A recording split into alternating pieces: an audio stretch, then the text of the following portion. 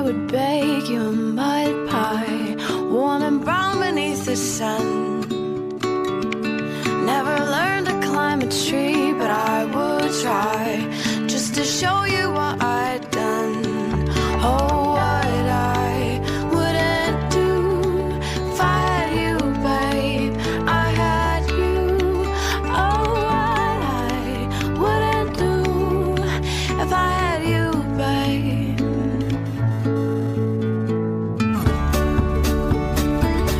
If I were old, my dearest, you would be older, but I would crawl upon your lap, wrap a blanket round our frail little shoulders, and I'd die happily like that. Oh, what I wouldn't do if I had you, babe, if I had you. Oh, what I wouldn't do if I had you, babe, I had you. La segunda vez esta temporada en la que ambos científicos están en la misma dimensión, espacio-tiempo. Uno a mi izquierda, otro a mi derecha. A mi derecha, Pera Estupiñán. ¿Cómo estás, Pera? Muy bien, saludos. Y a mi izquierda, Javier San Pedro. ¿Qué tal, Javier? Defíneme el atuendo de Pera para que la gente lo sepa. Porque no parece un científico hoy. No, un autor de videojuegos cruzado con un DJ de Ibiza mezclado con un... Estoy intentando cambiar de look. Sí, y sí. Lo has conseguido. Sí, no, para el programa, para el Cazador de Cerebros, todo el mundo me dice que tengo que ser más informal. Más informal, pero si tú no vistes, digamos, vistes normal. De chaqueta. Pero bueno, en el programa a veces me pongo la americana o camisa. Ten cuidado con estos tienes consejos. Que ser más juvenil. Más juvenil. Oye, uno tiene una edad, pero tú ten cuidado con esos consejos, porque a lo mejor... Claro. ¿No? Sí, lo pienso, O sea, porque la gente siempre dice que tiene la que gente luego acaba cambiar, fijándose cambiar, en lo que no debe fijarse en el programa, ¿no? A ver cómo sale hoy, pero... Como por ejemplo la gorra esa. ¿Esta gorra? ¿Y la X de qué es la gorra? Esto es de TED, de unas conferencias. Ah, de las charlas TED. Vale, sí, esas son buenas. Y la gorra es porque, bueno, así disimula un poquito. Pera Estupiñán, aunque no lo parezca por su aspecto, es químico, es bioquímico y es conductor en la 2 del Cazador de Cerebros. Y Javier San Pedro es doctor en genética y en biología molecular y también colaborador del País. Y máster de periodismo también, ya puestos a decir cosas sospechosas. ¿Pero qué haces o qué tienes? Hice el máster de periodismo, sí. ¿El del País? Del País y la Universidad Autónoma. Así que entre la tesis doctoral y el máster de periodismo soy un sospechoso número 1. Eso te voy a decir. Oye, hablamos siempre de los pequeños pasos que se van dando en la lucha contra el cáncer y luego además vamos a hablar de logros innecesarios de la ciencia española. Ya sabéis a qué me refiero, pero hay uno que está muy bien y este sí que es necesario. Es el primer nanofármaco del mundo capaz de frenar la metástasis en el cáncer de colon. Lo han probado en animales, han conseguido que el fármaco actúe sobre las células tumorales y no sobre las sanas. Lo primero, explícame alguno lo que es un nanofármaco. Bueno, nanofármaco sería un complejo de proteínas, que sería como una pelotita de proteínas que dentro tiene un fármaco. Y esta pelotita de proteínas tiene una parte que se engancha con algo que es diferente a las células del cáncer que a las células normales. Este algo, en este caso, son unas proteínas en la membrana. O sea, cuando una célula se vuelve cancerígena, empieza a segregar unas proteínas en la membrana que son diferentes a las que había antes. Entonces, esta pelotita de proteínas se engancha a estas células, es una manera de detectar, estoy tocando una célula cancerígena, y entonces libera el fármaco que tenía dentro. Entonces, ese fármaco solo afecta a las células cancerígenas. Es nano porque es muy pequeño. Yeah. En realidad todos los fármacos son nanos, pero lo que sería esta maquinita, esta partícula, por eso es un nanofármaco. Una pequeña partícula, sí, es un área muy activa de investigación, porque puede resolver, bueno, eso es lo que se pretende, el gran problema de la quimioterapia y la radioterapia, que es que mata a las células cancerígenas, pero también a cualquier otra que se le ponga por en medio, ¿no? No puedes aumentar todo lo que quisieras la dosis de quimio, porque te empiezas a cargar células vitales para el cuerpo, ¿no? Y estas nanofármacos o nanopartículas que pueden liberar el fármaco estrictamente en las células cancerosas, pues podría resolver este gravísimo problema. En este caso, además, tiene esta nanopartícula tiene la peculiaridad de que detecta las células madre de la metástasis, es decir, en el tumor primario hay las células que son capaces de viajar por la sangre o por la linfa y formar metástasis en otros órganos. Y en experimentos en ratones, todo lo que estamos hablando es en ratones, es todavía muy prematuro hablar de ensayos clínicos incluso, detectan las células capaces de formar metástasis, las células madre de la metástasis, de manera que es un tratamiento preventivo de la metástasis. Y recordemos que estos tumores secundarios, las metástasis, son la causa de muerte principal por cáncer. Claro, y de nuevo insistir en eso que tú acabas de remarcar, ¿no? Que cualquier experimento que pues puede dar esperanzas en cobayas o en ratones puede tardar décadas. Sí, los pesimistas dicen siempre, bueno, en ratones hemos curado el cáncer 100.000 veces ya, ¿no? Claro. O sea que no.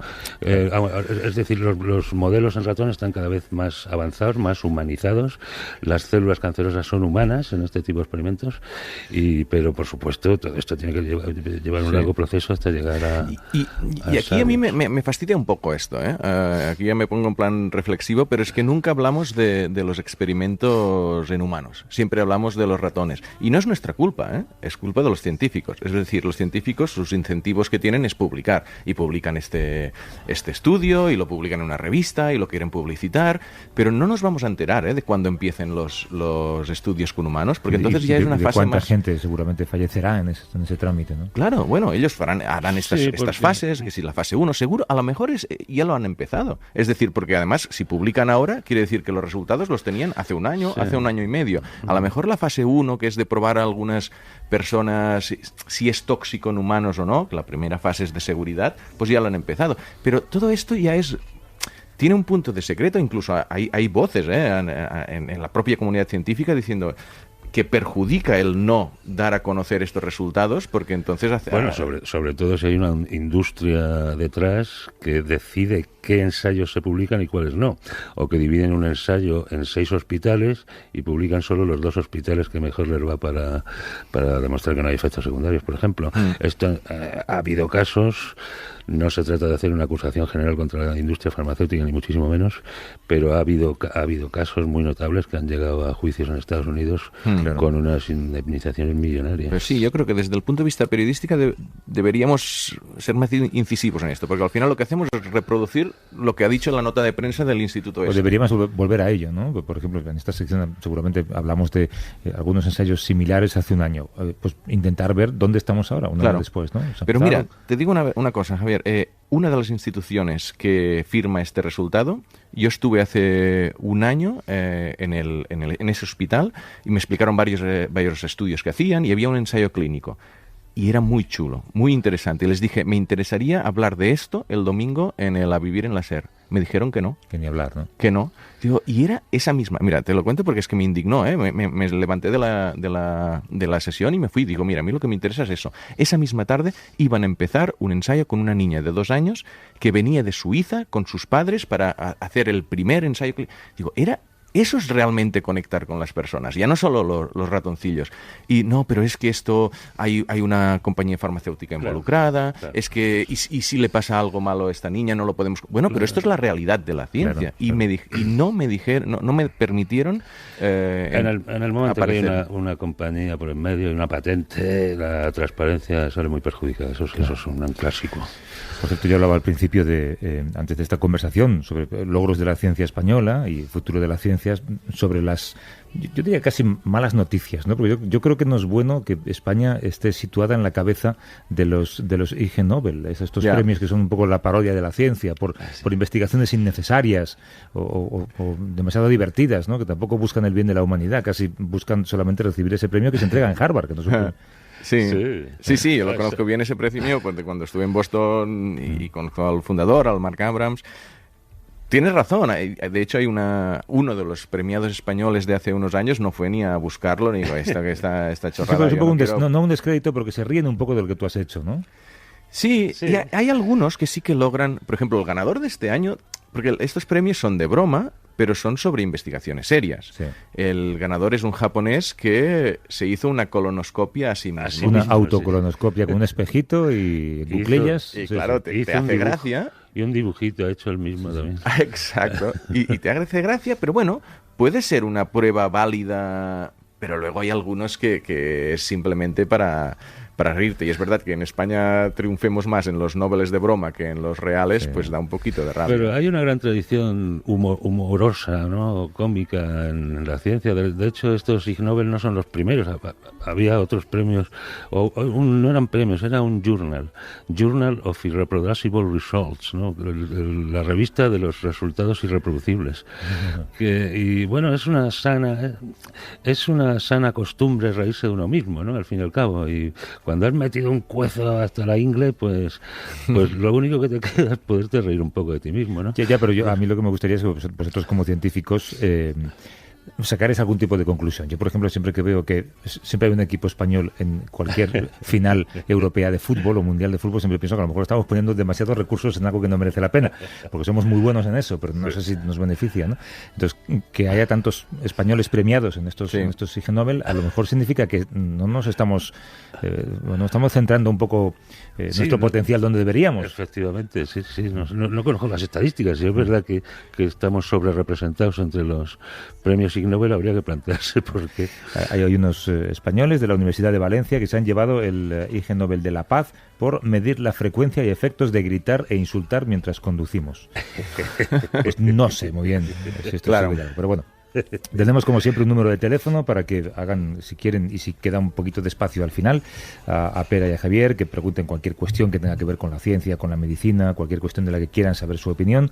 El número es el 638-855-349, lo repito, 638-855-349, es un teléfono de WhatsApp, así que si quieren pueden escribir o pueden mandar una nota de voz o dejarnos algún tipo de teléfono y le llamamos de vuelta. Venga.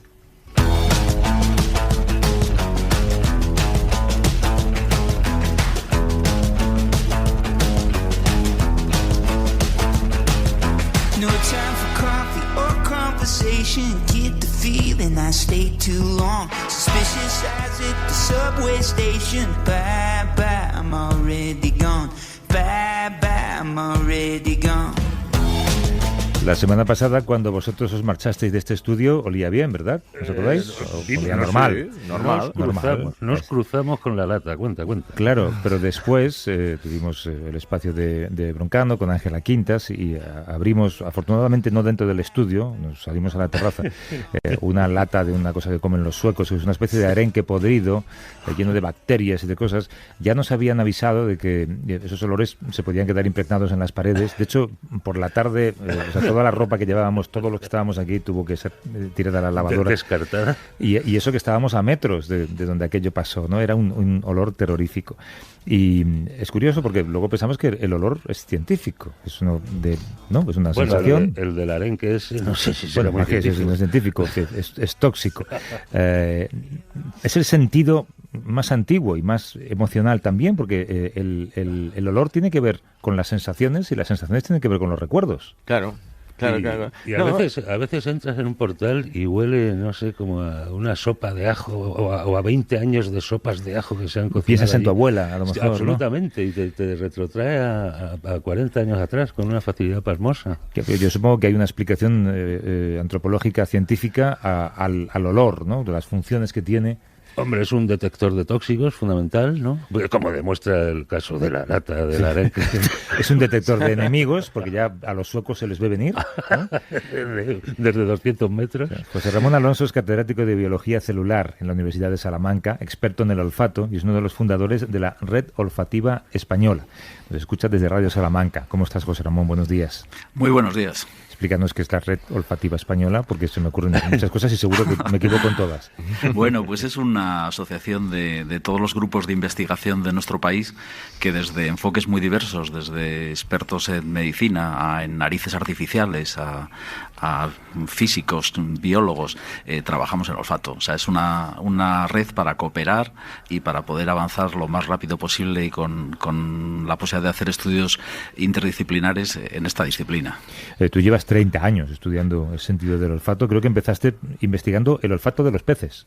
Así es, y es mucho más curioso de lo que parece, y realmente pues le vimos tantas posibilidades que luego hemos seguido con distintos pasos y distintos avances, pero sigue siendo una una parte fundamental del trabajo del equipo del que formo parte. Los peces, yo ya acabo de descubrir algo que no sabía. Los peces huelen entonces, y los salmones se encuentran en los ríos por el olor.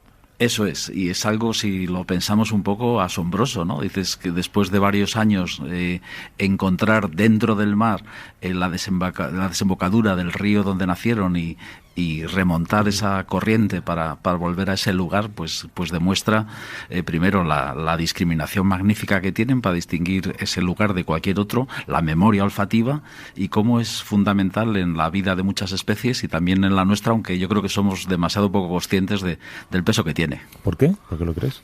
Pues porque somos animales muy visuales, entonces nos fiamos mucho de nuestra vista, pero luego resulta que el olfato nos está afectando en muchos aspectos de nuestra vida cotidiana, desde parece que es clave a la hora de elegir pareja o del reconocimiento entre padres e hijos. Entonces eso que se ha estudiado en otras especies también se ha visto que está presente en los seres humanos. Hombre, pero supongo que la mayor parte de la humanidad, si tiene que perder un sentido y se le preguntara qué sentido prefieres perder, dirían el olfato seguramente, ¿no?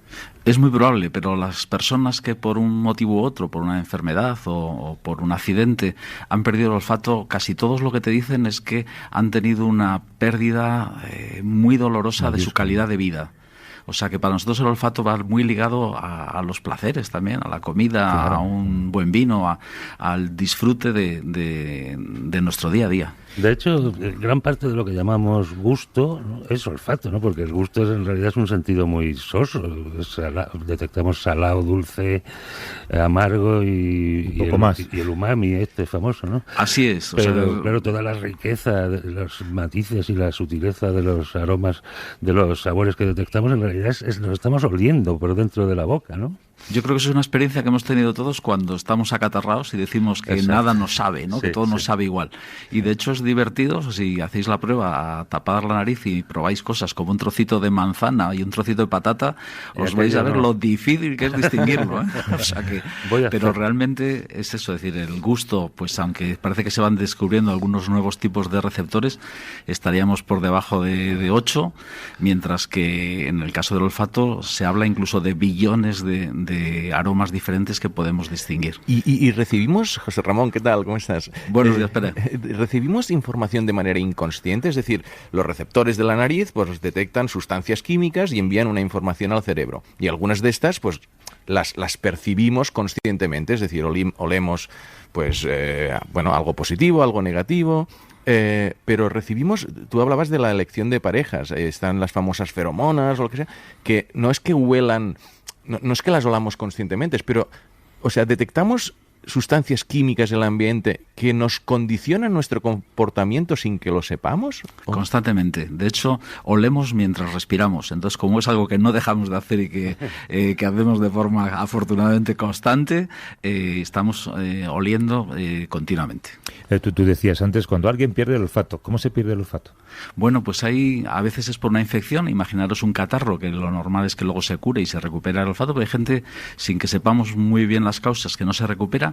Y también es muy común en accidentes de tráfico.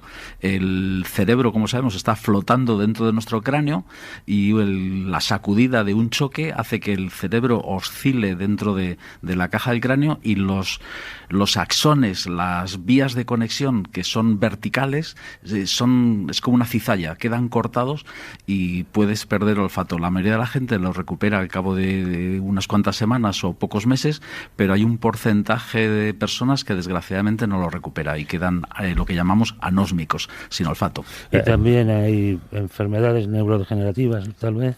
Eso es, afecta, ¿no? Se considera que puede ser uno de los síntomas tempranos de, por ejemplo, una enfermedad de Alzheimer, pero eso, que nadie se preocupe si está perdiendo el olfato, porque pueden ser distintas cosas, no quiere decir que estés cultivando un Alzheimer.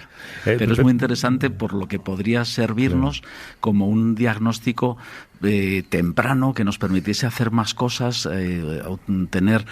a trabajar con fármacos, porque desgraciadamente cuando ya hay síntomas clínicos, pues la enfermedad está muy avanzada y es poco lo que la ciencia puede hacer.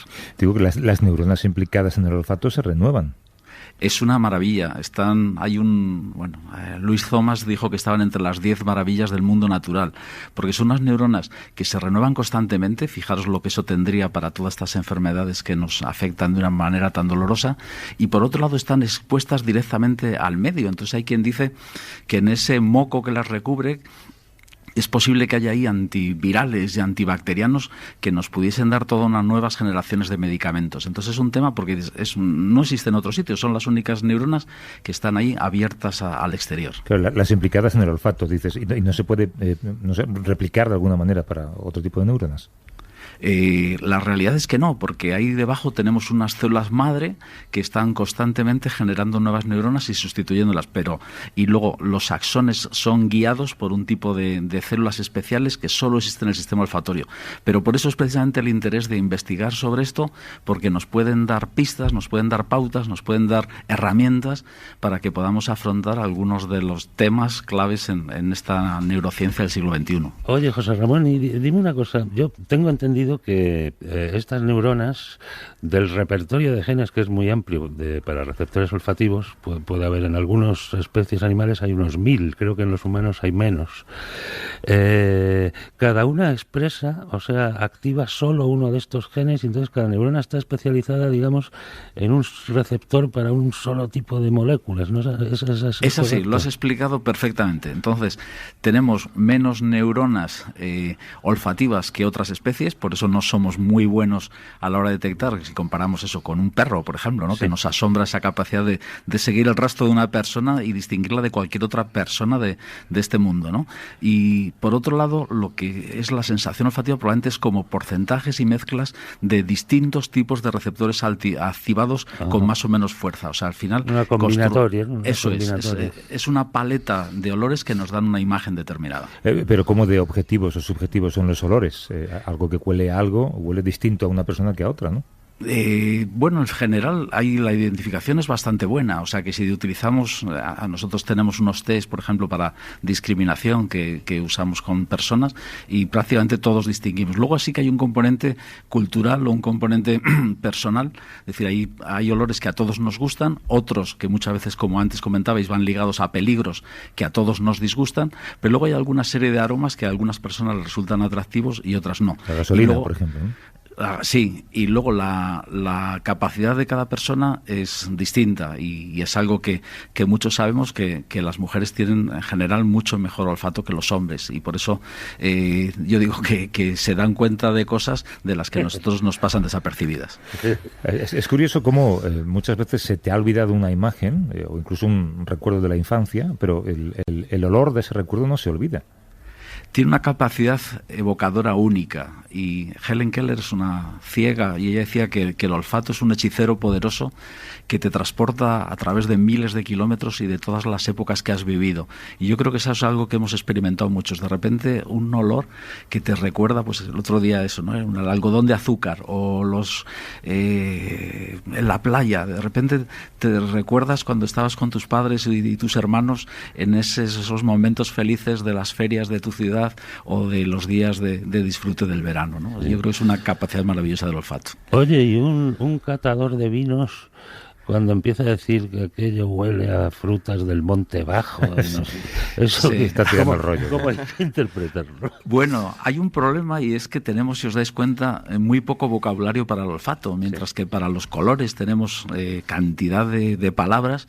Para el olfato no las tenemos, entonces tenemos que buscar algo que se nos asemeja, y entonces ese catador que está recogiendo matices muy sutiles, pues tiene que decir: esto me huele a chocolate o a cuero o a cítricos o a vainilla, ¿no? Y realmente es por eso, porque es buscar una analogía para que otra persona pueda entender lo que él está experimentando.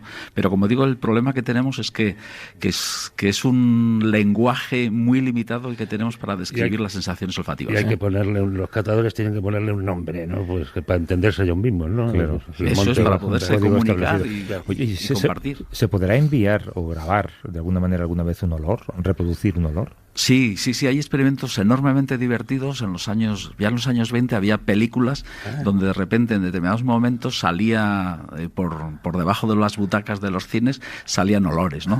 El problema es que a veces no coincidían muy bien, entonces era una cosa, porque el olor es fácil de producir, pero no es tan fácil de limpiar. Entonces tenías que renovar muy rápido el olor de la sala del cine. Y luego se hizo con tarjetas que según ibas viendo en la película en un momento determinado te salía un número y tú tenías que rascar y oler. Algunos de los olores eran desagradables incluso, pero bueno, te lo pasabas bien en el cine, que yo creo que es otra de las artes maravillosas que tenemos que seguir disfrutando. Se podrán mandar por internet, ¿no? Si tenemos algún tipo de impresora 3D de olores, digamos. Exactamente. El problema es lo que hablábamos antes, que tú colores con 3 o 4 cartuchos de tinta lo resuelves muy bien, pero en cambio con los olores necesitabas decenas para hacer algo, digamos, parecido y mucho menos sofisticado. Entonces, digamos que es una sensación más rica y compleja de lo que a veces pensamos. Oye, y José Ramón, una cosita muy rápida. Porque leyendo información antes de la entrevista, había un estudio del NIH sobre olores fantasma. Es decir, decía que 1 de cada 15 personas, a partir de los 40 años, olía cosas que no estaban. Era su propio cerebro el que le hacía oler estas sustancias. Y me pareció muy curioso. Es decir, olores fantasmas. No sé si habéis investigado en eso también.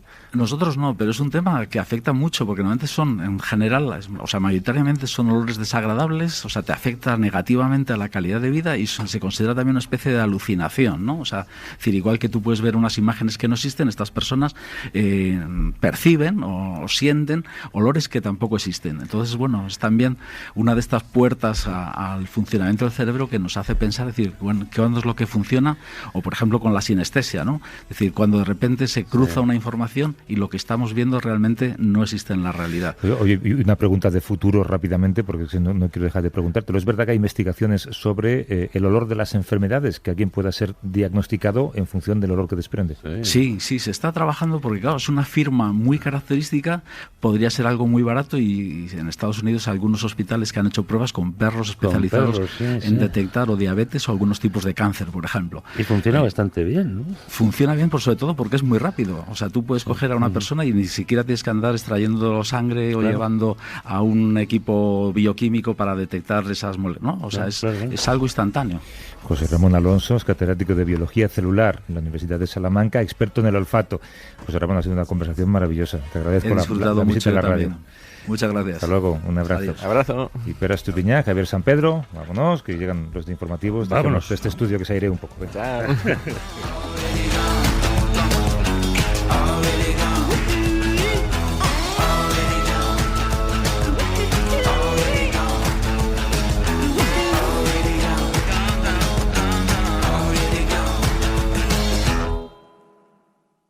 A vivir que son 2 días. Javier del Pino.